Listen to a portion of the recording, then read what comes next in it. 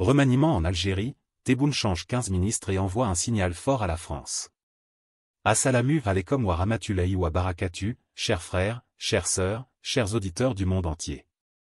Aujourd'hui, nous vivons un moment qui dépasse les frontières de l'Algérie pour toucher l'équilibre même de la Méditerranée et de l'Europe. Abdelmadjid Tebboune vient d'annoncer un vaste remaniement, 15 ministres balayés d'un coup, 15 nouveaux visages installés. Ce n'est pas seulement une réorganisation interne, c'est un signal géopolitique puissant envoyé à Paris et à toutes les chancelleries occidentales. Derrière cette décision, c'est la souveraineté algérienne qui s'affirme, c'est une nouvelle page qui s'ouvre dans les rapports de force entre l'Afrique du Nord et l'Europe. Mais alors, que cache réellement ce séisme politique? Est-ce une stratégie pour redonner espoir au peuple, ou un bras de fer avec l'ancienne puissance coloniale? Une chose est certaine, cette annonce fait déjà trembler Paris, inquiète Bruxelles, et attire l'attention de Washington, Moscou et Pékin. Nous allons décrypter ensemble chaque symbole, chaque conséquence, chaque message derrière ce coup de tonnerre. Restez bien jusqu'au bout, car vous allez découvrir pourquoi ce remaniement pourrait changer l'avenir des relations internationales, et pourquoi il est perçu comme un avertissement adressé à la France. Et avant de commencer, je vous invite à soutenir ce travail, abonnez-vous, activez la cloche, likez et partagez cette vidéo pour que cette analyse géopolitique touche le plus grand nombre. Car ce qui se joue aujourd'hui n'est pas une simple affaire de ministres, c'est une bataille d'influence qui redessine le destin de toute une région. Un silence lourd a envahi les couloirs du pouvoir, avant que la nouvelle ne se répande comme une onde de choc. Abdelmadjid Tebboune a annoncé un vaste remaniement gouvernemental, balayant d'un seul geste une quinzaine de ministres pour en installer de nouveaux visages. Pour beaucoup, ce fut un coup de tonnerre inattendu, une décision à la fois brutale et calculée, qui redessine le paysage politique algérien. Jamais depuis plusieurs années, l'Algérie n'avait connu un tel bouleversement au sommet de l'État. Ce geste n'est pas seulement administratif, il est hautement symbolique, il marque la volonté d'un président de reprendre l'initiative et d'envoyer un message clair, non seulement à son peuple, mais aussi à ses partenaires et adversaires. Car derrière cette manœuvre, se cache bien plus qu'une réorganisation ministérielle. Certains y voient une affirmation de souveraineté, une stratégie de repositionnement sur l'échiquier international, et peut-être même une réponse à des pressions venues de l'étranger. Cette annonce a résonné jusqu'à Paris, où elle soulève interrogations et inquiétudes. L'Algérie semble vouloir tracer une nouvelle ligne, affirmer une indépendance farouche et mettre fin à certaines influences jugées encombrantes. Mais alors, au-delà du choc immédiat, une question essentielle demeure, pourquoi ce remaniement en Algérie fait-il trembler jusqu'à Paris? Le contexte politique algérien. Pour comprendre la portée de ce remaniement, il faut d'abord plonger dans le climat politique et social de l'Algérie. Depuis plusieurs années, le pays traverse une zone de turbulence où se mêlent tensions économiques, frustration sociale et divisions politiques profondes. La jeunesse, qui représente plus de la moitié de la population, exprime un désespoir croissant, chômage massif, manque de perspectives, fuite des cerveaux vers l'Europe. Dans les rues, l'écho du Irak, ce mouvement populaire qui avait secoué le régime en 2019 continue de résonner, même s'il a été en partie étouffé par les restrictions et l'usure du temps. Beaucoup de jeunes Algériens estiment que le système reste verrouillé, dominé par des élites déconnectées de leur réalité quotidienne. Sur le plan économique, l'Algérie vit une dépendance quasi vitale aux revenus des hydrocarbures. Les variations du prix du pétrole et du gaz affectent directement la stabilité budgétaire de l'État et, par ricochet, le quotidien des citoyens. La pandémie, puis la crise énergétique mondiale, ont mis en lumière la fragilité de ce modèle. Tebboune doit donc jongler entre la promesse de diversifier l'économie et la pression immédiate de maintenir les équilibres financiers. Or, chaque crise rappelle à quel point le pays peine à se libérer de cette dépendance historique. Politiquement, Tebboune est confronté à une opposition fragmentée, mais persistante. Les partis traditionnels, affaiblis, n'ont pas disparu, et certains courants au sein même de l'appareil d'État contestent sa légitimité ou ses choix. Le président doit également composer avec l'influence de l'armée, acteur incontournable de la vie politique algérienne, dont l'ombre plane sur chaque grande décision. C'est dans cette équation complexe, où chaque faux pas peut être fatal, que s'inscrit ce remaniement. Il n'est pas le premier à procéder à de tels changements. Ses prédécesseurs, de Bouteflika à Benflis, ont tous utilisé le remaniement comme instrument de survie politique, cherchant à calmer la rue, rééquilibrer les clans ou donner l'illusion d'un renouveau. Mais la plupart de ces ajustements se sont révélés superficiels, incapables de répondre aux attentes profondes du peuple. Tebboune, en frappant fort avec 15 nouveaux ministres, veut rompre avec ce schéma. Mais la question demeure, s'agit-il d'un véritable tournant ou d'une manœuvre de plus pour gagner du temps? Le remaniement en détail. Le cœur de ce séisme politique réside dans la liste des 15 nouveaux ministres dévoilés par Tebboune. Les domaines touchés ne sont pas anodins, ils concernent précisément les secteurs stratégiques qui façonnent l'avenir du pays et ses rapports avec l'étranger. L'économie, épicentre des difficultés structurelles algériennes, a vu l'arrivée d'un nouveau ministre, présenté comme un technocrate, issu du monde académique et connu pour ses analyses rigoureuses. Sa mission est claire, redonner confiance aux investisseurs et tenter de diversifier une économie encore prisonnière des hydrocarbures. Dans le domaine de l'énergie, véritable colonne vertébrale de l'Algérie, un profil à la réputation d'intégrité a été choisi, un homme qui s'est distingué au sein de Sonatrach et qui symbolise l'espoir de redresser une entreprise nationale souvent accusée de mauvaise gestion et de corruption. En matière de défense et d'affaires étrangères, Tebboune a opté pour des figures de continuité, des hommes fidèles, proches du cercle présidentiel et surtout alignés sur la ligne souverainiste et ferme vis-à-vis de Paris et de ses alliés européens.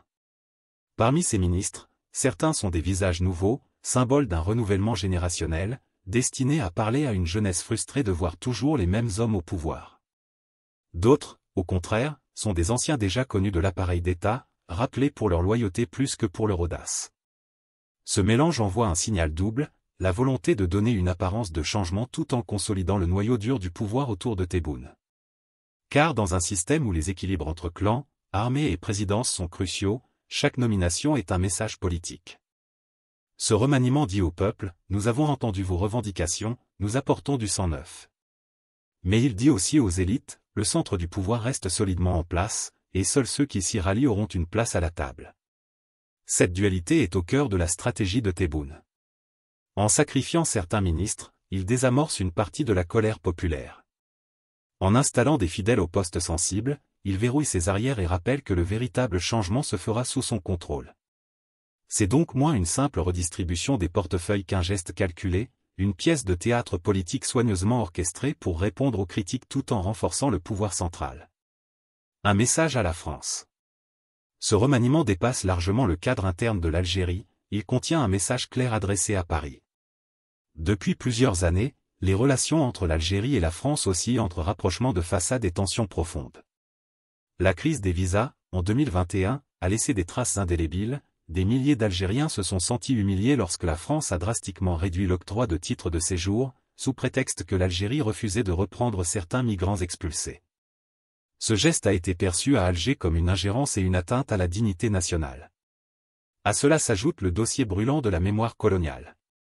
Les propos d'Emmanuel Macron sur elle, absence de nation algérienne avant la colonisation, avaient provoqué un tollé, poussant Alger à rappeler son ambassadeur. Dans ce contexte chargé, chaque geste politique prend une valeur symbolique. Le Sahara occidental constitue un autre terrain de discorde. L'Algérie soutient activement le Front Polisario, tandis que la France s'aligne sur le Maroc, son partenaire stratégique dans la région. Cette divergence est devenue une véritable fracture diplomatique. De plus, la France, accusée par Alger d'ingérence répétée dans ses affaires internes, est désormais perçue comme un partenaire encombrant, parfois hostile. Tebboune sait que son peuple aspire à une affirmation d'indépendance et à un détachement clair de l'héritage colonial. En remodelant son gouvernement, il a choisi des figures connues pour leur ligne dure vis-à-vis de Paris.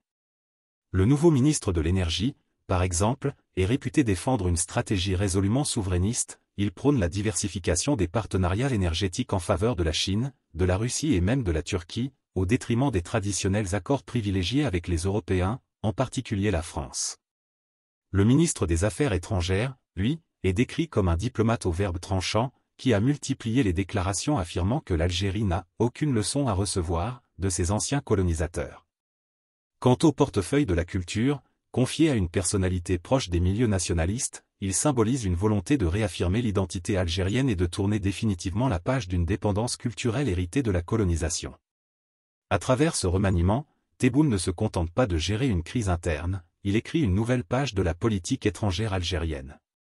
Chaque nomination envoie un avertissement à Paris, l'Algérie n'est plus disposée à tolérer les postures paternalistes, ni les pressions économiques et politiques. Le message est limpide, Alger veut s'imposer comme une puissance régionale indépendante, capable de choisir ses alliances et de défendre ses intérêts sans se soucier des susceptibilités françaises. Ce n'est pas seulement un changement de ministre, c'est une déclaration de souveraineté, un coup de poing diplomatique qui résonne de l'autre côté de la Méditerranée. Conséquences géopolitiques régionales. Le remaniement algérien se lit d'abord à travers le prisme euro-méditerranéen, où 3 dossiers dominent, le gaz, l'énergie au sens large et la migration. Sur l'énergie, Alger dispose d'un levier rare dans la région, sa capacité d'exportation gazière et la perspective d'investissements nouveaux dans le GNL, les interconnexions via l'Italie et l'Espagne, ainsi que des projets d'hydrogène et de solaire dans le Sahara. En renforçant un exécutif plus souverainiste, l'Algérie signale à l'Europe que les contrats se feront à ces conditions, avec des clauses de prix et de volume moins dépendantes des desiderata politiques de Bruxelles. Pour Paris, qui a besoin de stabilité d'approvisionnement et d'accès privilégié au marché nord-africain, le message est clair, la relation ne sera ni automatique ni asymétrique. Sur la migration, Alger peut jouer l'apaisement, coopération consulaire, retour, ou la pression, ralentissement administratif, sélectivité, selon l'état du dialogue politique.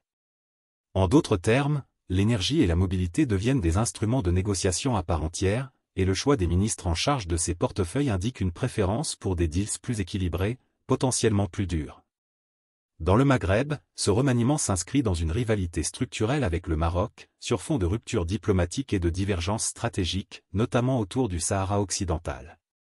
En consolidant une équipe réputée ferme, Alger confirme une doctrine de « profondeur stratégique », soutien diplomatique au Polisario, sécurisation des frontières ouest et sud, et recherche d'alliances extra-régionales, Moscou, Pékin, Ankara, pour contrebalancer les appuis occidentaux de Rabat. En Libye, l'Algérie vise une posture d'arbitre de proximité, favoriser un équilibre qui empêche l'enlisement aux frontières, contenir les trafics et éviter l'implantation durable de groupes armés hostiles. Un ministère des Affaires étrangères à la ligne plus affirmée peut multiplier les médiations discrètes et réaffirmer la doctrine traditionnelle d'Alger, non-ingérence formelle, mais influence par la sécurité. Quant à la Tunisie, fragilisée économiquement, elle demeure un espace d'influence où l'Algérie peut offrir énergie, crédit et sécurité en échange d'une convergence politique sur les dossiers régionaux. Cette ceinture de stabilité, recherchée par Alger redessine l'équation maghrébine et réduit la marge de manœuvre des acteurs extérieurs qui souhaiteraient jouer les capitales les unes contre les autres. Au Sahel, la coopération sécuritaire est le point de bascule qui concerne directement Paris. La région a connu un rééquilibrage rapide, avec la remise en cause de la présence française et l'émergence d'acteurs alternatifs. Dans ce contexte, une équipe algérienne plus resserrée autour d'une ligne d'indépendance stratégique peut privilégier des formats de coopération régionale où l'Algérie est pilier, contrôle frontalier, renseignement, lutte antiterroriste transfrontalière, sans nécessairement s'aligner sur les cadres occidentaux. Pour Paris, cela signifie que l'accès au renseignement, la circulation opérationnelle et la coordination sur les groupes djihadistes pourraient dépendre davantage de la qualité du tête-à-tête politique avec Alger. Si le nouveau gouvernement met l'accent sur la souveraineté et la sécurité à nos frontières d'abord, la France devra composer avec un partenaire plus exigeant, moins enclin aux dispositifs hérités de la décennie passée.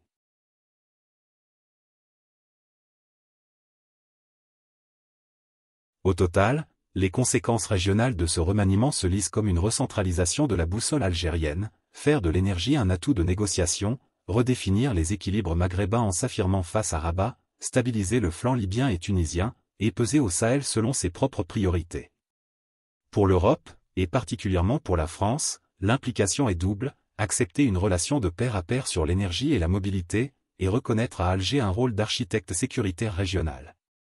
Cette recomposition n'implique pas la rupture, mais elle consacre une ère de marchandage plus dure où chaque dossier gaz, visa, frontières, Sahel devient une pièce d'un même échiquier. Le regard du peuple algérien. Si les salons diplomatiques et les rédactions parisiennes scrutent le message implicite envoyé par Alger, la véritable épreuve de ce remaniement se joue avant tout dans la rue algérienne. Car c'est là, dans les cafés bondés, les campus universitaires et les files d'attente devant les administrations, que se mesure la crédibilité d'un pouvoir. L'annonce de 15 nouveaux ministres a d'abord suscité un mélange de surprise et de curiosité, certains y ont vu une lueur d'espoir, le signe d'une volonté réelle de renouvellement. Chez une partie de la jeunesse, las de voir les mêmes visages défiler depuis des décennies, l'arrivée de technocrates ou de figures plus jeunes a été interprétée comme un geste symbolique de reconnaissance. Mais l'optimisme reste fragile. La méfiance, forgée par des décennies de promesses non tenues, domine encore. Beaucoup se demandent, ce remaniement changera-t-il vraiment quelque chose à la vie quotidienne, au chômage qui gangrène la jeunesse, à l'inflation qui étrangle les familles, aux perspectives d'avenir qui semblent si étroites? Du côté des intellectuels et des observateurs indépendants, le scepticisme est palpable. Certains analystes estiment que Tebboune pratique une politique de façade, en sacrifiant quelques ministres impopulaires pour mieux renforcer son contrôle. Les opposants rappellent que l'histoire algérienne est jalonnée de remaniements spectaculaires qui n'ont, au fond, pas transformé les réalités. D'autres, au contraire, y voient une manœuvre habile, un moyen de redistribuer les cartes et de créer une nouvelle dynamique, à condition que ces ministres disposent de marge de manœuvre réelle et ne soient pas de simples exécutants. La diaspora, elle, regarde ces changements avec une distance prudente. Nombre d'Algériens installés en Europe ou au Canada expriment un désenchantement profond vis-à-vis du système politique. Ils ont quitté le pays précisément parce qu'ils ne croyaient plus en la possibilité d'un véritable changement. Pour eux, la nomination de nouveaux ministres ne suffit pas, seule une transformation structurelle, une refonte de la gouvernance, une lutte réelle contre la corruption, pourrait les convaincre que l'Algérie se met enfin sur la voie de l'avenir. Pourtant, certains jeunes expatriés gardent un œil attentif, espérant que ce remaniement puisse, à défaut de résoudre les problèmes immédiatement, ouvrir un espace pour de futures réformes. Au fond, ce remaniement agit comme un miroir. Il reflète à la fois l'espérance d'un peuple qui ne veut pas cesser d'y croire, et la fatigue d'une société habituée aux illusions politiques. Tebboune joue sur cette ligne de crête, donner juste assez de signes de changement pour raviver l'espoir, mais garder suffisamment de contrôle pour préserver l'équilibre du pouvoir. C'est là que réside la question essentielle, s'agit-il d'une véritable rupture avec le passé, ou d'une nouvelle stratégie politique pour gagner du temps et désamorcer la colère populaire? Les enjeux économiques et énergétiques. L'Algérie, plus que tout autre pays de la région, vit au rythme du pétrole et du gaz. Ces deux ressources représentent près de 95% des recettes en devises et constituent la colonne vertébrale du budget de l'État. Dans un tel contexte, chaque remaniement ministériel prend une dimension stratégique. Changer de ministre de l'énergie ou de l'industrie, ce n'est pas seulement modifier une équipe, c'est infléchir le cap économique du pays. En nommant un nouveau responsable à la tête du secteur énergétique, Tebboune a voulu adresser un double message. D'abord à l'intérieur, restaurer la confiance dans Sonatrach, géant pétrogazier longtemps accusé de corruption et de mauvaise gouvernance. Ensuite à l'extérieur, montrer que l'Algérie entend consolider son rôle de fournisseur fiable dans un monde bouleversé par la crise énergétique. Sonatrach est l'illustration parfaite de cet enjeu. L'entreprise, véritable État dans l'État, concentre les richesses et les tensions. Le nouveau ministre, décrit comme rigoureux et pragmatique, a pour mission de moderniser la gouvernance, d'accélérer l'exploration et surtout de diversifier les partenaires. Car Tebboune ne veut plus que l'Algérie soit perçue comme une simple pompe à gaz pour l'Europe. Il pousse vers de nouveaux contrats avec la Chine, la Russie ou la Turquie, tout en maintenant des liens stratégiques avec l'Italie et l'Espagne. La France, en revanche, voit sa position fragilisée, autrefois partenaire privilégié, elle est désormais reléguée derrière d'autres acteurs plus agressifs dans leurs offres et moins encombrants politiquement. Dans l'industrie et le commerce, les changements visent également à réduire la dépendance du pays aux importations massives, notamment alimentaires. L'Algérie, malgré ses richesses naturelles, importe encore une grande partie de ses produits de base. Le nouveau ministre du Commerce a reçu pour mission de renforcer les circuits locaux, de favoriser les partenariats sud-sud et de limiter la dépendance à l'Europe, perçue comme trop intrusive. L'idée est claire, diversifier les débouchés, développer une industrie locale plus solide et préparer une transition énergétique qui, un jour, libérera le pays de sa dépendance quasi totale aux hydrocarbures. Pour l'Europe, et plus spécifiquement pour la France, ce remaniement marque un avertissement. Paris, qui comptait sur Alger pour garantir une partie de son approvisionnement énergétique post-crise ukrainienne, doit désormais composer avec un gouvernement qui privilégie les alliances jugées plus respectueuses de la souveraineté algérienne. Les contrats ne disparaîtront pas, mais les conditions seront plus strictes, les prix plus fermes et la diversification des clients une priorité. L'Algérie se place ainsi en position de force, consciente que son gaz et son pétrole sont des armes diplomatiques puissantes dans un monde où l'énergie est redevenue un outil de puissance. En somme, ce remaniement économique et énergétique n'est pas un simple ajustement technique, c'est une déclaration d'intention. Tebboune veut montrer que l'Algérie ne sera plus un acteur passif du marché mondial, mais une puissance énergétique qui choisit ses alliances et impose ses règles. Pour Paris, habitué à traiter Alger comme un fournisseur captif, le choc est rude. Lecture symbolique et historique. Le remaniement opéré par Abdelmadjid Tebboune ne peut se comprendre qu'à la lumière de l'histoire politique algérienne, où chaque changement au sommet a toujours eu une portée symbolique bien au-delà des simples jeux de portefeuille. L'Algérie moderne est née dans le sang et la lutte contre le colonialisme, et chaque président a, à sa manière, tenté de réaffirmer cette souveraineté arrachée de haute lutte. Dans les années 1970, Houari Boumedienne avait incarné ce souffle d'indépendance absolue, nationalisation des hydrocarbures, rupture avec le modèle occidental, affirmation d'un socialisme national qui faisait de l'Algérie un phare du tiers-monde. Nous ne vendrons pas notre révolution, proclamait-il, posant l'Algérie comme un acteur incontournable du mouvement des non-alignés. À sa manière, Tebboune, en réorganisant son gouvernement et en nommant des ministres plus souverainistes, réactive cette mémoire boumedienniste, celle d'un pays qui refuse la dépendance, qui se méfie des pressions extérieures et qui veut tracer son propre chemin. Sous Abdelaziz Bouteflika, l'histoire a pris un autre tournant. Après la décennie noire des années 1990, son objectif fut d'abord de restaurer la paix intérieure et de redonner une voix internationale à l'Algérie. Mais ces nombreux remaniements avaient fini par être perçus comme des outils de consolidation du pouvoir personnel plutôt que des instruments de réforme réelle. Les Algériens n'ont pas oublié ce sentiment de stagnation masqué par des annonces spectaculaires. En cela, le geste de Tebboune est scruté avec une certaine prudence, est-il un retour à l'esprit de Boumedienne, ou une répétition des illusions de Bouteflika? Le symbole le plus fort de ce remaniement reste le message adressé à l'ancienne puissance coloniale, la France. Depuis l'indépendance en 1962, les relations franco-algériennes n'ont cessé d'être hantées par la mémoire de la guerre et par le poids d'un héritage douloureux. Chaque geste politique algérien prend alors une dimension mémorielle.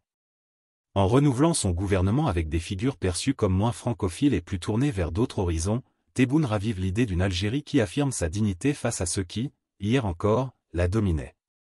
Dans un discours prononcé il y a quelques années, il déclarait « L'Algérie n'est redevable à personne, si ce n'est à son peuple et à ses martyrs ».